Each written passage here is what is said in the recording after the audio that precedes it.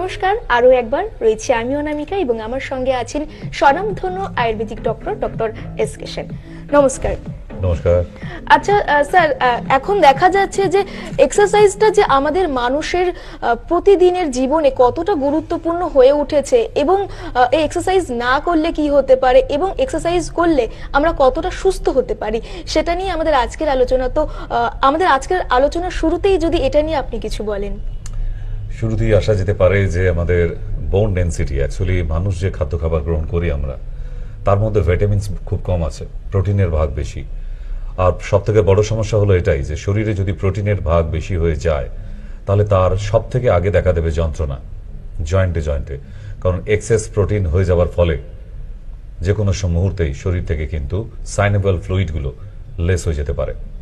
এর লস হওয়ার ফলে জয়েন্টগুলো আস্তে আস্তে কবজাগুলো খারাপ হয়ে যেতে থাকে, ঘষা খেতে থাকে, ফলে হাড় ক্ষয় হতে পারে, কার্টিলেজগুলো ক্ষয়ে যায়, যার ফলে তীব্র যন্ত্রণা হতে শুরু করে। আমাদের শরীরে প্রচুর কিন্তু জয়েন্ট, একদম আঙুলের এক একটা গাঁট বলা যেতে পারে এক একটা করে জয়েন্ট কবজার কাজ করে। এইগুলো যদি একটু একটু করে ফ্লুইড, সাইনোভিয়াল ফ্লুইড লস হয়ে যায়, ড্রাই হয়ে যায়, তাহলে কিন্তু তীব্র যন্ত্রণা, মানে আপনি শক্ত করে মুঠো করতে পারবেন না। এমন অনেক রুগী আছেন যারা টিভির পর্দার সামনে আজকে বসে আছেন যে শক্ত করে মুঠো করতে পারেন না, যন্ত্রণা হচ্ছে, ভালো করে কাপড় নেংড়াতে পারেন না, একটু খন্তি ধরে রান্না করবেন সেটা পারছেন না। কেন? এই যে কারণগুলো, এর জন্য হচ্ছে এক্সেসিভ প্রোটিন ইনটেক। বাঙালির সব থেকে বড় ইচ্ছা হচ্ছে মাছ মাংস ডিম খেতে পারলি ব্যাস, দারুণ ভালো খাচ্ছি আমরা। আমরা এলাকায় বড় লোক মানুষ, রোজ মাংস খাই। আপনার এই মাংস গেলার ফলে কি হচ্ছে জানেন? বাঙালি জাতটা শুধু গিলতে এসেছে তো, এই খেতে খেতে খেতে খেতে শরীরে এত বেশি পরিমাণে প্রোটিন জমে যাচ্ছে, excessive CRP, concentrated reactive protein, যার ফলে এত যন্ত্রণা রোগী ঘুরে বেড়াচ্ছে। এমন একটা বাড়ি দেখাতে পারবেন না আজকের ডেটে পশ্চিমবাংলায় যে তার পরিবারে যদি 4 জন মানুষ হয় তাহলে তাদের মধ্যে 1 জন অথবা 2 জন কিন্তু কোনো না কোনো যন্ত্রণাজনিত অসুখে ভুগছে। এগুলো কিভাবে হচ্ছে আমাদের একটা বাই পিকচার দেখে নেওয়া উচিত, নাহলে আইডিয়া পাবে না। যেমন আমরা যদি একটু দৃষ্টিপাত করি, দেখতে থাকুন টিভির পর্দায়, কথা পরে হবে যে কোন কোন জায়গাগুলো যন্ত্রণা হচ্ছে, কারণ কি তার, এবং তার জন্য কি কি এক্সারসাইজ দরকার। আমাকে প্রচুর পেশেন্ট এসে বলে, স্যার আপনার কোনো টোটকার বই নেই? আচ্ছা, এক্সারসাইজ করা আছে এমন কোনো সিডি নেই, পেন ড্রাইভ নেই যেগুলো আমাদের খুবই উপকারী? আপনাদের সিডি পেন ড্রাইভ বইয়ের কোনো দরকার হবে না। আমি যেহেতু ডেলি আসি সন্ধ্যা 7টায়, তো এই সন্ধ্যা 7টা থেকে ডেলি কোনো না কোনো বিষয়বস্তু থাকে, তবে তার মাঝে মধ্যে কিন্তু দেখানো হয় যে আপনি এক্সারসাইজটা করবেন কিভাবে। এর জন্য কোনো টিচার না, কোনো কিছু টিচারের দরকার নেই। তবে একটা জিনিস বলে রাখা দরকার, শরীরে প্রচুর যন্ত্রণা থাকলে আপনি এক্সারসাইজ করতে যাবেন না। আগে মেডিসিন খান, যন্ত্রণা কমিয়ে নিন, তারপর এক্সারসাইজ করুন। যন্ত্রণাজনিত শরীরে কখনো এক্সারসাইজ উচিত নয়, আরো বাড়াবাড়ি। একদমই তাই। অনেক এমন ব্যক্তি আছেন যার এক্সারসাইজ প্রয়োজন, কিন্তু দেখা যাচ্ছে যে তার হাঁটু ব্যথা বা কোমরে এতটাই ব্যথা যে তিনি এক্সারসাইজটা করতে পারবেন না। তো সেই ক্ষেত্রে জোর করে করাটা উচিত নয়, তাই তো? একদম না, একদম না। আমরা জায়গাগুলো একটু দেখে নিই কোন কোন জায়গায় আমরা কষ্ট পাই। ইয়েস, চলুন।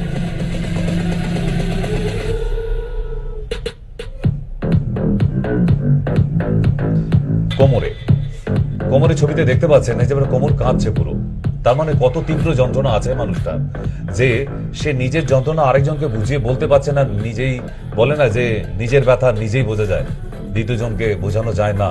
তাহলে এই ধরনের যন্ত্রণা কিন্তু আপনাদের প্রচুর আছে। আরো দেখা যাক নেক্সট গুলো, যে এইভাবে মেল অর ফিমেল বডি, কোমরে ব্যাক পেন কেন? এরপরে চিত্রটা দেখলে বুঝতে পারবেন যে স্পাইনাল কর্ডের অবস্থা L4 থেকে L5 অবধি কি অবস্থা দেখুন, যেখানে কোনো রকম সাইনোভিয়াল ফ্লুইড নেই, পুরো শুকিয়ে গেছে। তাহলে এই মানুষটার কি অসুবিধা হতে পারে? Spondylitis, lumber spondylitis, right? আচ্ছা, এই ছাড়াও আরো 4টে আর্থ্রাইটিস আছে। কি কি দেখা যাক।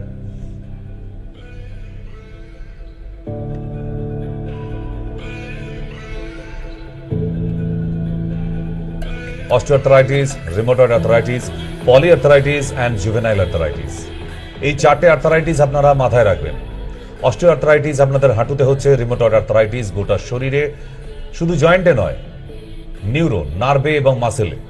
পলিআর্থ্রাইটিস এটাও মারাত্মকভাবে muscle pain, neuro pain, joint pain একটু কম থাকে। আর জুভেনাইল ছোট বাচ্চাদের যে আর্থারাইটিস হয়ে যায় সেটা 5-7 বছর থেকেই দেখা দিতে পারে। আপনাদের বাড়িরও অনেক ছোট বাচ্চা আছে দেখবেন যারা স্কুলের থেকে ফেরার পর ভীষণভাবে ক্লান্ত হয়ে যাচ্ছে, পড়তে বসে সে ধরুন টেবিল চেয়ারে নয় বেডে পড়তে বসেছে, সে বসে থাকতে পারছে না, সে বলছে আপনাকে যে আমার হাঁটুতে পায়ে যন্ত্রণা করছে, আমার কোমরে ব্যথা করছে। ওইটুকু ছোট বাচ্চা, তার মানে তার বাবা মা যদি প্রচুর পরিমাণে বাচ্চাকে ওই মাছ মাংস ডিমে একদম ঠেসে ধরে খাওয়াতে থাকে তাহলে কি করবে?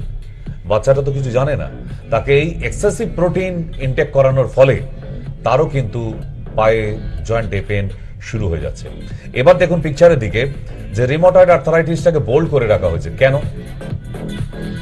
বাকি আর্থারাইটিস গুলোকে খুব সহজভাবে বাগে আনতে পারবেন। আর্থারাইটিসের মধ্যে সব থেকে টু ডেঞ্জারাস হচ্ছে rheumatoid arthritis.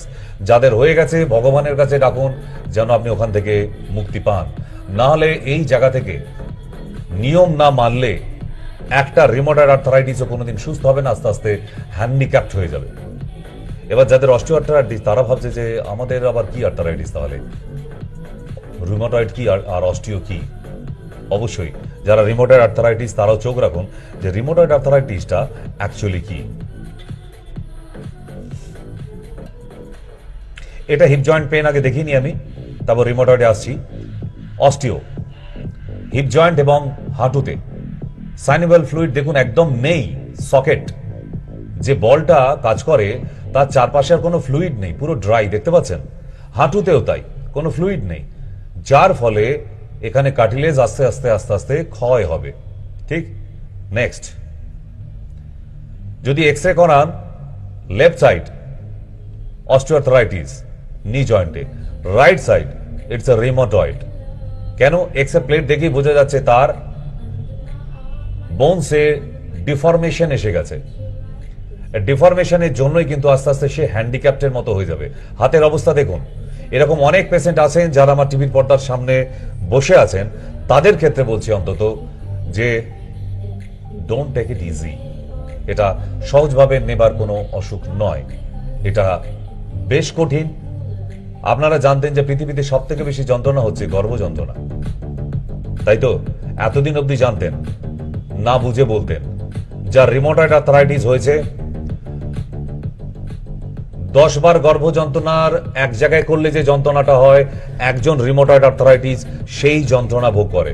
Now realise that গর্ভ যন্ত্রণা যাদের নর্মাল ডেলিভারি হয়েছে তারা বুঝবেন যে প্রসব করার সময় যে কি তীব্র যন্ত্রণা হয়। পৃথিবীতে প্রচুর মা আছে যারা হার্ট ফেল করে গেছে বাচ্চা প্রসব করতে গিয়ে, তাহলে কি পরিমাণ যন্ত্রণা বুঝতে পারছেন? সেই যন্ত্রণা 10টা মায়ের যন্ত্রণা এক জায়গায় করলে একটা রিমোটয়েড আর্থারাইটিস রোগীর যন্ত্রণা হয়। So now realize that what type of pain. Just you can't imagine that. যাদের হয়েছে একমাত্র তারাই বোঝে রিমোটয়েড আর্থারাইটিস যেন আর পৃথিবীতে কোনো শত্রুরও না হয়। ঠিক। নেক্সট কি বলছে? হাতের অবস্থা দেখুন। Next, it's a 4 stage, stage 4 rheumatoid arthritis. বুঝতে পারছেন যে একটা সুস্থ মানুষ, সুন্দর মানুষ ধীরে ধীরে ধীরে ধীরে সে কিভাবে হ্যান্ডিক্যাপ্ট হয়ে যাচ্ছে। নিজে থালায় ভাত মেখে খেতে পারে না। Now bones conditions, x-ray, leg portion, ankle, তার মানে রিস্ট অ্যান্ড অ্যাঙ্কেল তাদেরও ছাড় দেওয়া হচ্ছে না। বুঝতে পারছি। Next is osteo. হাঁটা চলা ওঠা বসা কোনোটাই পারা যায় না, এমনকি একটু নর্মাল ভাবে ঠাকুর পুজো করবে পা মুড়ে বসে সেটা অব্দিও পারে না আজকে বাড়ির গৃহিণীরা। পারছেন?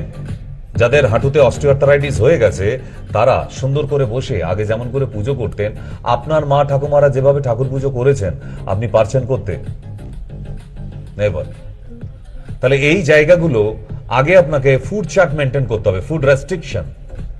যদি আপনি মেনটেন করতে পারেন তাহলে ওষুধ নেবেন, আমাদের ট্রিটমেন্টে আসবেন, আদারওয়াইজ প্লিজ ডোন্ট কাম। আচ্ছা স্যার, এখানে থামিয়ে দিয়ে একটু আপনাকে প্রশ্ন করব। আমরা দেখে নিলাম যে আসলে আর্থারাইটিসটা কি। এই যে অনেকের একটা ধারণা থাকে যে আর্থারাইটিস মানেই হচ্ছে হাড় ক্ষয়ে যাওয়া, কিন্তু আসলে কি হাড় ক্ষয়ে যাচ্ছে নাকি আর্টিকুলার কার্টিলেজ ক্ষয়ে যাচ্ছে? অ্যাকচুয়ালি বলে দিই, কার্টিলেজ তো একটা লেয়ার থাকে বোনসের উপরে, যাতে বোনসটা নষ্ট না হয়ে যায়। ঠিক যখন ওই ফ্লুইডটা, মানে বাংলায় বোঝায় মোবিল, একটা কবজায় থাকে, যখন মোবিলটা শুকিয়ে যায় তখন কি হয়? আপনার বাড়ির একটা দরজায়, নতুন দরজা, তাতে গ্রিস মোবিল লাগানো আছে, এবার সেটা 1 বছর পর অটোমেটিক্যালি শুকিয়ে যায় হাওয়ার বাতাসের আর্দ্রতার জন্য। শুকিয়ে যাওয়ার পর দেখবেন দরজা খোলা বন্ধ করছেন, ক্যাঁচ ক্যাঁচ করে আওয়াজ হচ্ছে, সেই শনিবারে বারবেলার মতো, রাইট?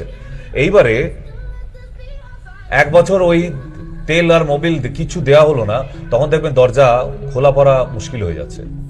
আর এমনি ভাবে যদি দীর্ঘ 2 বছর একটা দরজা খোলা হয়নি, পড়ে আছে, তাকে আপনি খুলতে পারবেন না। খুলতে গেলে কি করতে হবে? অ্যাট ফার্স্ট কবজার মধ্যে কেরোসিন তেল দিয়ে ভিজিয়ে রাখতে হবে 24 ঘন্টা, তারপরে মোবিল দিতে হবে, তারপর গ্রিস দিতে হবে, তারপর আস্তে আস্তে রাস্টগুলো, মোর্চেগুলোকে ঝরিয়ে ফেলতে হবে, তারপর দেখবেন নর্মাল এসেছে দরজাটা।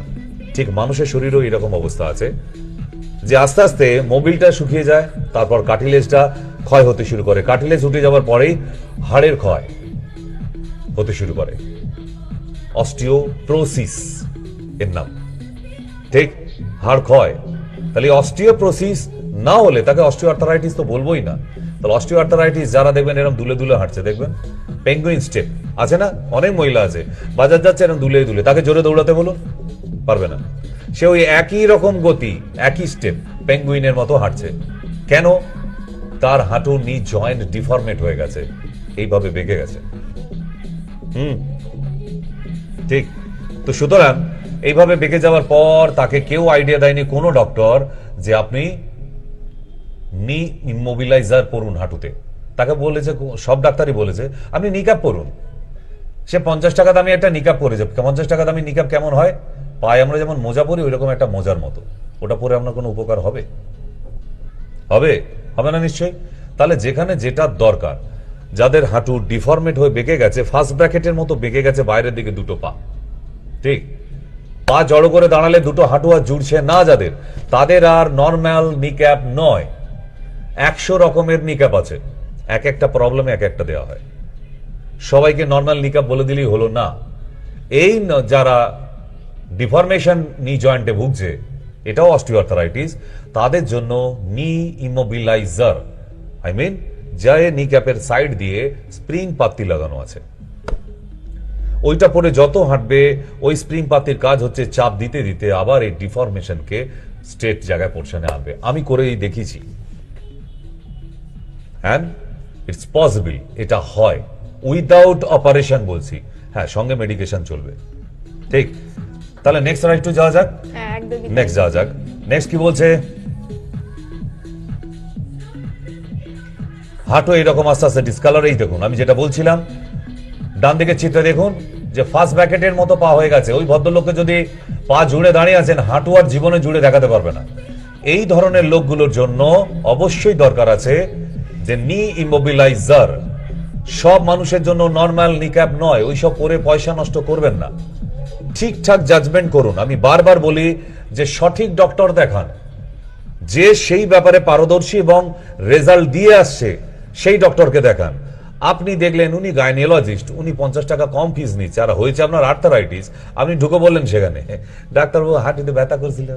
আরে উনি গাইনোলজিস্ট, আপনার আর্থারাইটিস সম্বন্ধে কি করে জানবে উনি? ওনার যেহেতু 300 টাকা নয় 250 টাকা ফিস ঢুকে পড়েছেন। মানে অদ্ভুত মানসিকতা আপনাদের।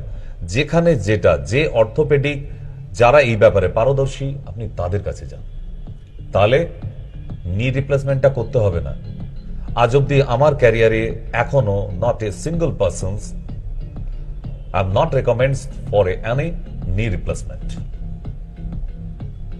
যেন ভবিষ্যতেও না করতে হয়। কোনোদিন আজ অব্দি কাউকে রেকমেন্ড করিনি নি রিপ্লেসমেন্ট করার জন্য, লাগে না। ঠিক, তাহলে এখানে চিত্রটা দেখুন, নি জয়েন্ট, তার বোনস প্যাটার্ন কি আছে, এবং সেটা স্লাইস কতটা ক্ষয় হচ্ছে, কিভাবে ক্ষয় হয়, এভরিথিং দেখিয়েছি। আরো দেখাই, রিমোটয়েড আর্থারাইটিস, ঘাড়ে মাথায়, হাতে, পায়ে, হাঁটুতে, কবজিতে, আঙুলে, কোথাও বাদ যায় না। This is rheumatoid arthritis. ঠিক? তাহলে হাতে আমাদের যে নার্ভাস সিস্টেমগুলো আছে এক এক জায়গায়, এই জায়গাগুলো আস্তে আস্তে ডিসঅর্ডার হয়ে যায়। ঠিক? এবারে বলে দিই আপনাদের যে খাদ্য তালিকা কি। ডাক্তারবাবু খালি কইতাছে যে এটা মাছ খাবেন না, ডিম খাবেন না।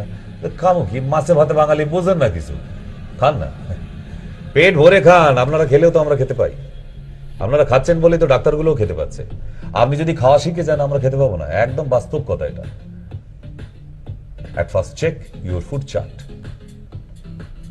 যদি আপনার ফুড চার্ট চেক করতে না পারেন, কন্ট্রোল করতে না পারেন, রেস্ট্রিকশন করতে না পারেন, আপনাকে ভগবানেরও ক্ষমতা নেই আপনাকে সুস্থ করে দেখাতে পারে।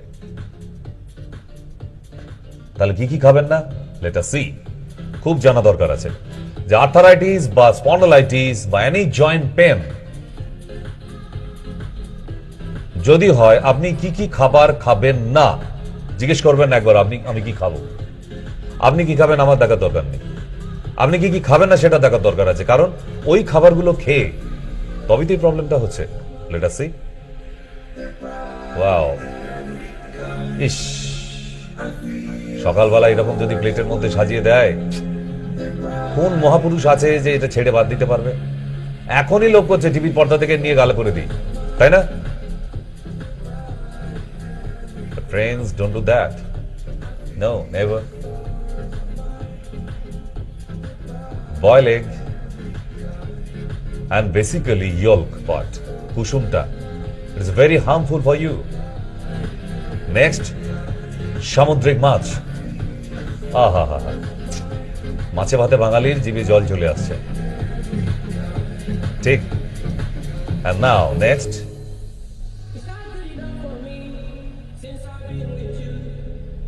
ওফ, এরকম একটু কষা করে হবে আর একটু লাচ্ছা পরোটা। বাঙালির খাওয়া তো শেষ নেই আইটেমে।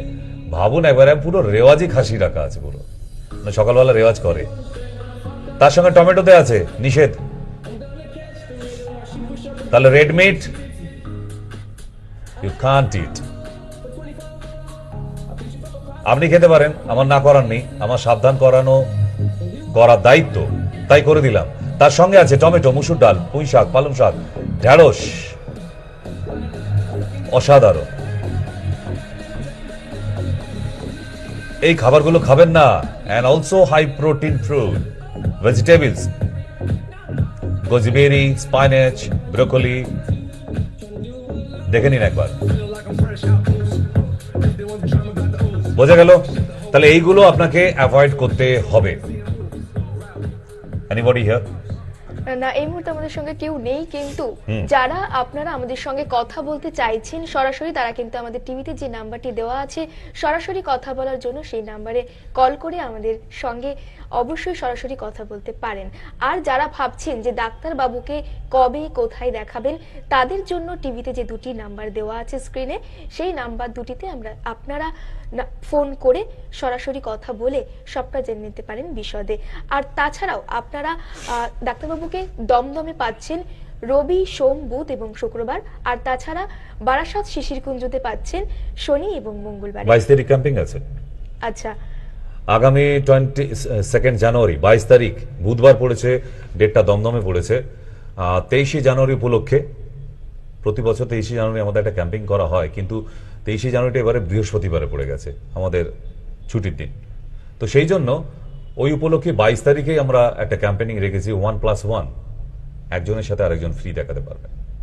হ্যাঁ, নতুন বছরে শুরু হলো, জানুয়ারি থেকে শুরু হলো। এরকম সারা বছরে কয়েকটা ডেট আছে যেখানে এরকম বিভিন্ন ধরনের অফার থাকে। অফারটা কেন দিই না, কোনো জামা কাপড় সেলের দোকান না তো, কিন্তু তবুও দিই। প্রচুর গরিব মানুষ এই কয়েকটা দিনের জন্য না ওয়েট করে থাকে। তাই আপনার পরিবারেও যদি সব থেকে ভালোবাসেন যাকে, তাকে নিয়ে একদম সরাসরি চলে আসুন।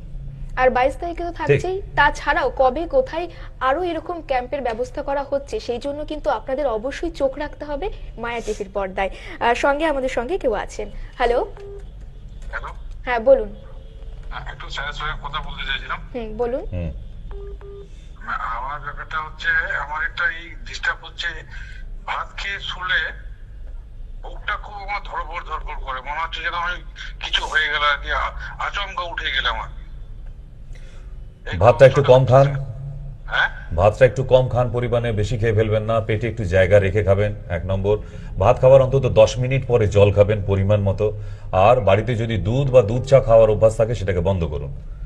দুধ খাই না স্যার একদম। 3 নম্বর হচ্ছে অর্জুনারিস্ট নামে একটা টনিক পাওয়া যায়, অর্জুন গাছের ছাল দিয়ে তৈরি হয়। সেই অর্জুনারিস্টটা এনে আপনি 3 চামচ করে দিনে 2 বার খাবেন। অর্জুনারিস্ট। আচ্ছা স্যার, এটা কোন আয়ুর্বেদিক দোকানে পাবো? যে কোনো আয়ুর্বেদিক দোকানে পাবেন, যে কোনো আয়ুর্বেদিক দোকানে। এটা 2 চামচ করে 2 বার খাবো? আচ্ছা ঠিক আছে, স্যার। ওকে ওকে ওকে। আরো কেউ আছেন আমাদের সঙ্গে? হ্যালো হ্যালো,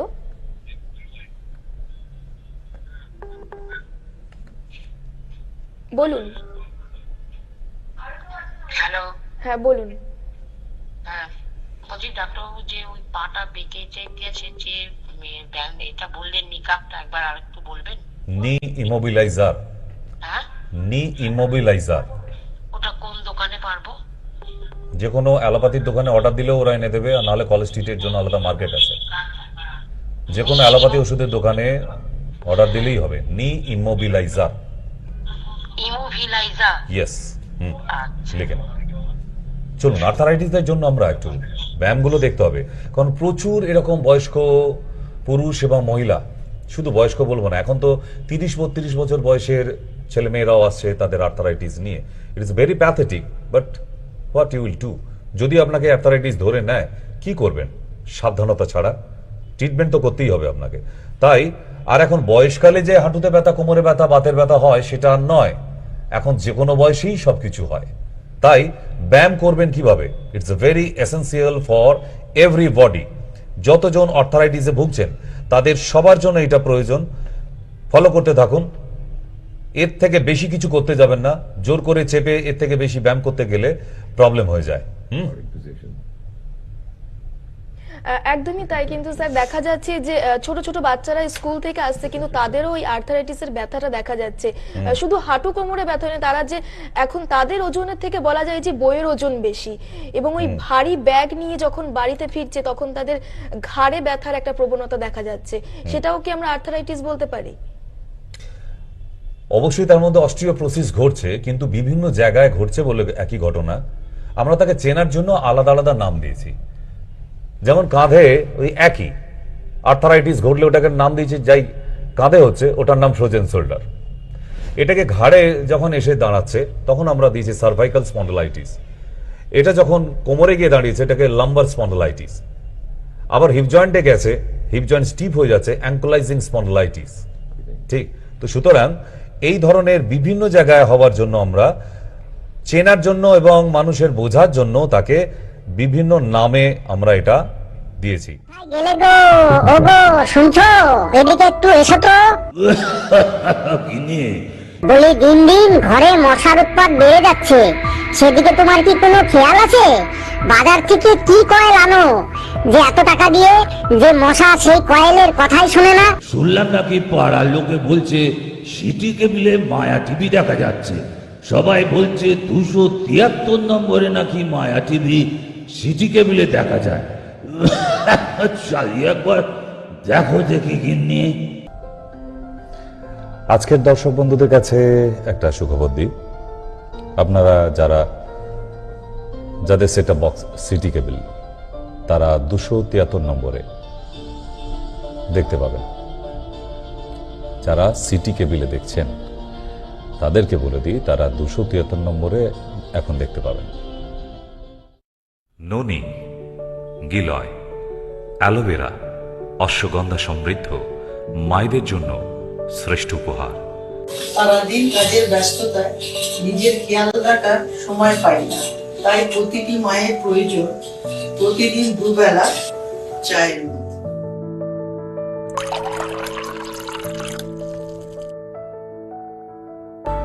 প্রতিটি সন্তানদের তরফ থেকে একটাই উপহার, মাতৃ ঋণ শোধ করা। ভালো থেকো মা। ভালো থেকো মা।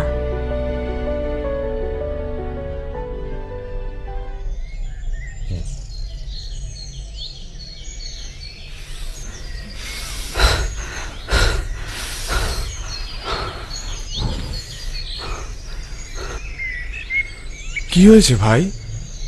এত করি ট্রাই, তবু শরীরে কিছু নাই। সুস্থ জীবন চাও? তবে ডাক্তার সেনের কাছে যাও। আয়ুর্বেদ করো ট্রাই, যার কোনো সাইড এফেক্ট নাই। সাইড এফেক্ট নাই? তাহলে আমিও আয়ুর্বেদ খাবো, ডক্টর সেনের কাছেই যাব। সুস্থতার শেষ ঠিকানা ডক্টর এস.কে. সেন।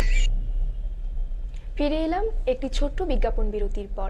আমাদের সঙ্গে আরো এক দর্শক বন্ধু এই মুহূর্তে কলে আছেন। হ্যালো হ্যালো,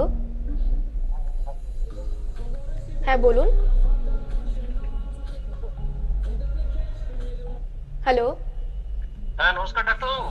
হ্যাঁ নমস্কার। হ্যাঁ আমি ওই দক্ষিণেশ্বর থেকে বলছিলাম, জিষ্ণু ঘোষ। হুম বলছি ডাক্তারবাবু, আমি তো ওই ট্রিটমেন্টের মধ্যে রয়েছি। হুম তো এই অ্যান্টিডটটাও খাচ্ছি মাঝে মধ্যে আমার মায়ের সাথে, আর আপনার ডে অ্যান্ড নাইটটাও খাচ্ছি। হুম তো একটা প্রবলেম হচ্ছে কি, যে বাইরে কাজে বেরোলে বাইক চালাতে হচ্ছে, তো ঠান্ডা লেগে যাচ্ছে, বারবার সর্দিটা খুব ফিরে আসছে। ইমিউনো বুস্ট বলে একটা ড্রপ আছে, ইমিউনো বুস্ট। হ্যাঁ হ্যাঁ, ইমিউনো বুস্ট বলে একটা ড্রপ পাওয়া যায়। আচ্ছা ওই ড্রপটা 10 ফোঁটা করে মিশিয়ে নেবেন, ওই যখন অ্যান্টিডট অথবা ডে অ্যান্ড নাইট খাবেন। আচ্ছা, এটা আপনার কাছেই পেয়ে যাবো তো? হ্যাঁ, ইমিউনো বুস্ট, খালি নামটা মনে রাখবেন। আচ্ছা ঠিক আছে, ওকে।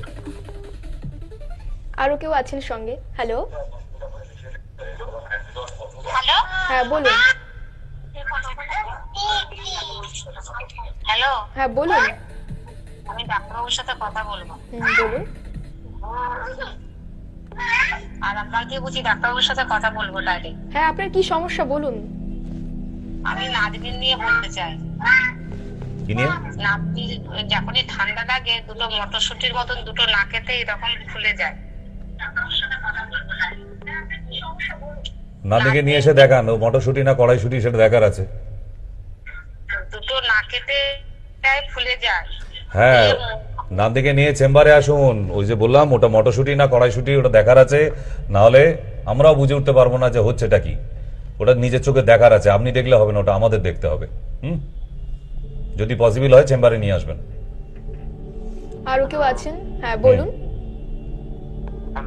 বলুন, শুনতে পাচ্ছি। কানে শুনতে পাচ্ছেন না? হ্যালো, হ্যাঁ বলুন। নমস্কার। নমস্কার। বলুন। আমি বাগুইহাটি থেকে বলছি। হুম আমি দিন কয়েক আগে ফোন করেছিলাম। হ্যাঁ, ওই গো গ্যাস বলেছিলেন। হ্যাঁ, ওটা কখন খাবো, আর খালি পেটে না খাওয়ার পর? গোগাস প্রোডাক্টটা কেনা হোক, ওর গায়ে লেখা আছে লেবেলে খাবার নিয়ম। প্রোডাক্টের গায়ে লেবেলে লেখা থাকবে। ওকে। আরো কেউ আছেন আমাদের সঙ্গে? হ্যালো হ্যাঁ, চলে আসতে পারেন এখন 8348089090। হ্যালো হ্যাঁ নমস্কার।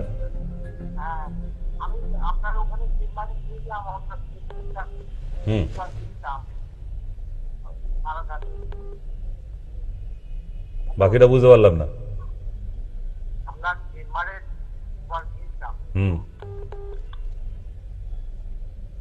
কি করতে হবে এখন নেক্সট? আপনার ব্যথা আমরা বুঝি, কারণ যখনই আমাদের শরীরের ব্যথা দেখা দেয় তখনই কিন্তু আমাদের পরিবারের প্রিয়জনেরাও আমাদের যেন দূরে সরিয়ে দেয়। তো তার আগে কি করতে হবে?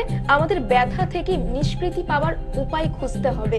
আর সেই সমস্ত ব্যথা সংক্রান্ত তথ্য নিয়ে কিন্তু আমরা আজ আপনাদের সামনে সরাসরি লাইভে এসে আলোচনা হবে কিভাবে আপনি আপনার ব্যথা থেকে নিষ্কৃতি পাবেন, কিভাবে আপনিও একটি সুস্থ সাধারণ জীবনযাপন করবেন, সেই সমস্ত কিছু নিয়ে আমাদের আজকের আলোচনা।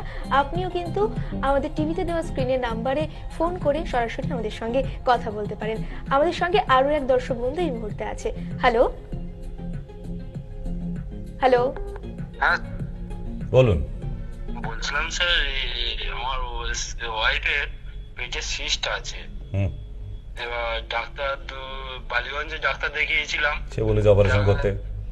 হ্যাঁ, সে বলেছে অপারেশন করতে বলেছে। প্রথম বললো ওষুধ খাও, খেয়ে কমে যাবে। বেশ কিছু তার ক্ষমতা নেই। হ্যাঁ, তার ওষুধের সেই ক্ষমতা নেই। ওষুধ খেয়ে কমছে না। কমবে না তো। কথা 8 মাস মতন দেখিয়েছি, দেখানোর পর কমছে না বলে আমি আমার বন্ধ করে দিয়েছি, এবারে করে বন্ধ করে দিয়েছি। লাগেই তো 3 থেকে 4 মাসের মতো। যদি ওনার কাছে মেডিসিন থাকতো 3 থেকে 4 মাস মেডিসিন খাওয়ালেই ওটা রিডিউস হয়ে যায় পুরো, ঠিক ডিজলভ হয়ে যায়। এখন কি করবো? আল্ট্রাসোনোগ্রাফি নিয়ে চেম্বারে আসবেন, এত আকাশ পাতাল ভাবার কিছু নেই। জবাইখানায় না গিয়ে ডাক্তারখানায় আসতে হবে। ওগুলো টোপ দিয়ে আর কি, ওই ছিপে যেমন করে মাছ ধরার জন্য টোপ দিয়ে রেখে দেওয়া হয়, ওই কয়েকদিনের জন্য ওষুধটা দেওয়া হয়, ওটাও ফেক ওষুধ। আপনার সিস্ট বা ফাইব্রয়েডস তাকে রিমুভ করার কোনো রকম মেডিসিন ওই সেকশনে নেই। তো সুতরাং শুধু শুধু বসে সময় নষ্ট আর পয়সা নষ্ট। এই 8টা মাস কিছু কাজ না হয়, বরং ওটা আরো বড় হয়ে গেল আরো, ঠিক যে সাইজের সিস্টটা ছিল। তো আপনি একটা কারেন্ট আল্ট্রাসোনোগ্রাফি করে নিয়ে চেম্বারে আসবেন, কেমন? আরো কেউ আছেন আমাদের সঙ্গে? হ্যালো, হ্যাঁ বলুন।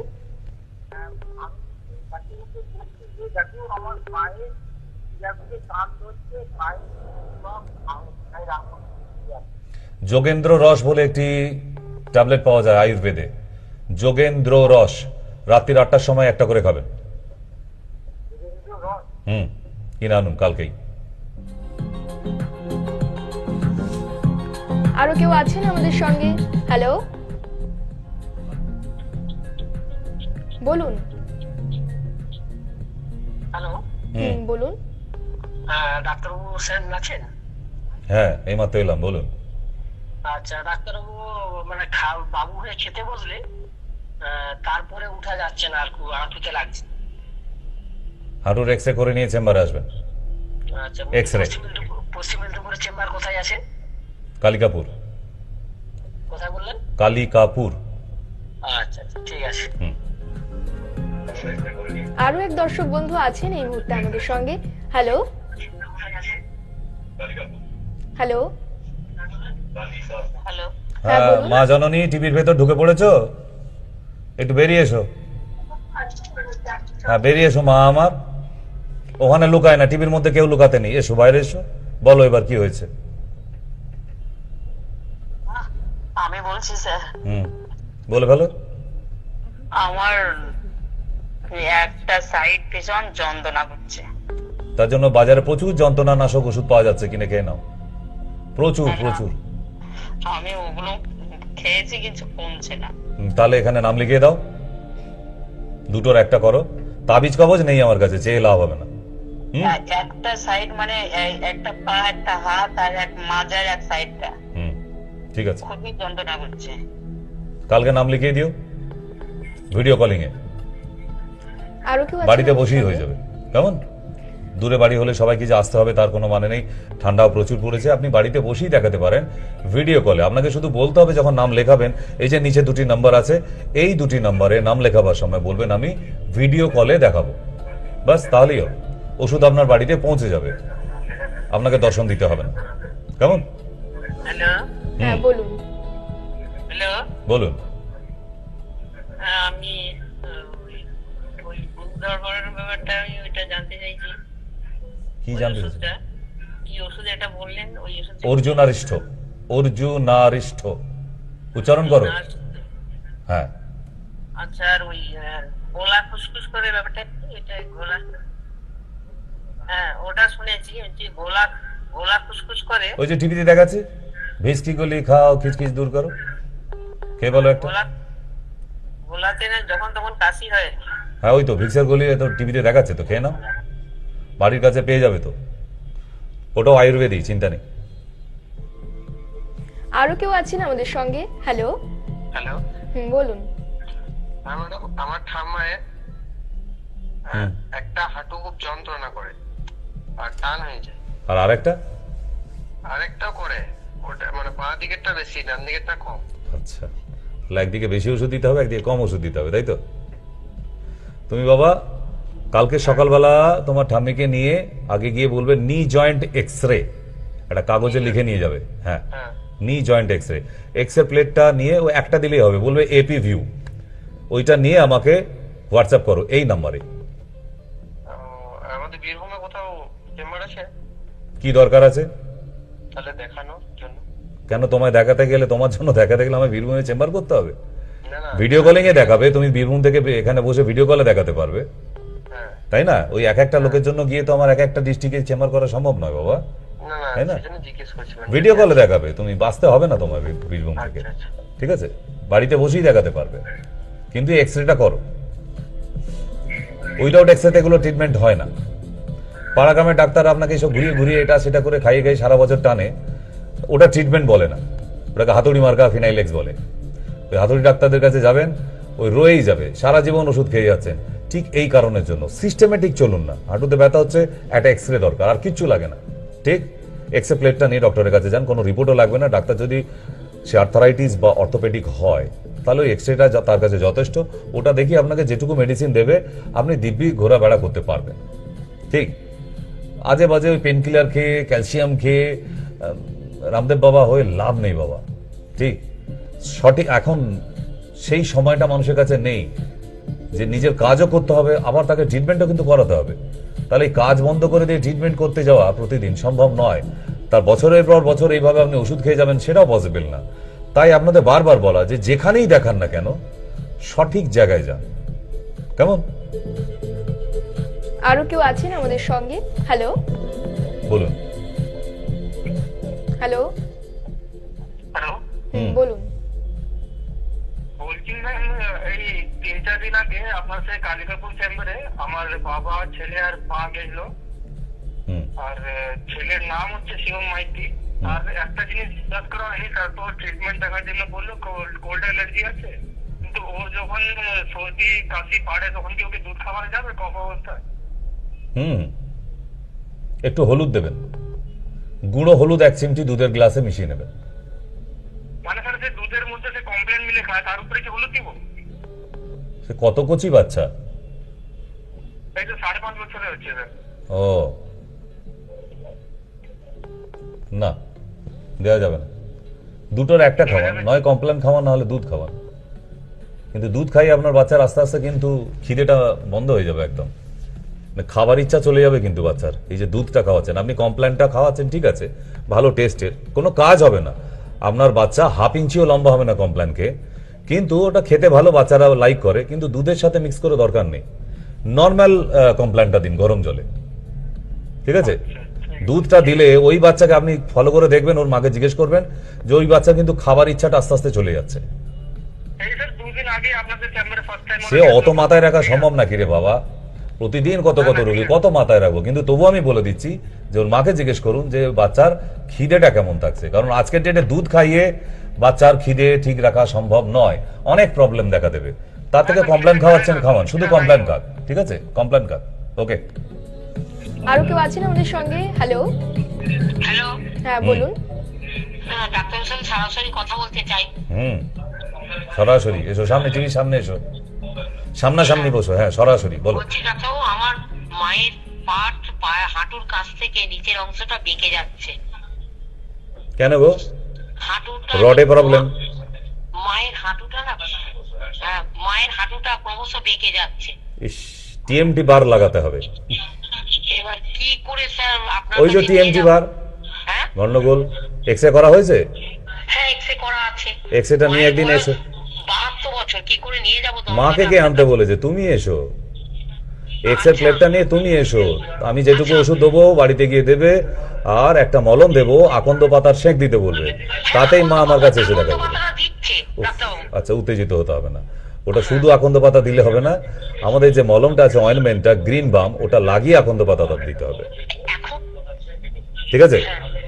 তো সেই জন্য 22 তারিখ ডেট আছে, 22 তারিখ একজনের সাথে আরেকজন ফ্রি।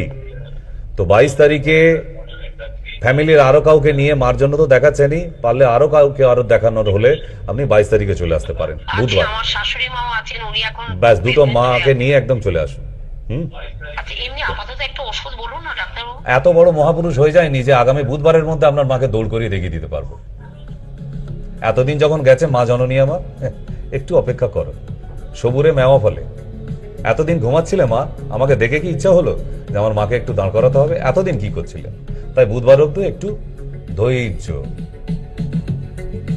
নেক্সট, আরো কেউ আছেন আমাদের সঙ্গে? Hello, next. হ্যালো, হ্যাঁ বলুন। হ্যালো, হ্যাঁ বলছি, আমি তো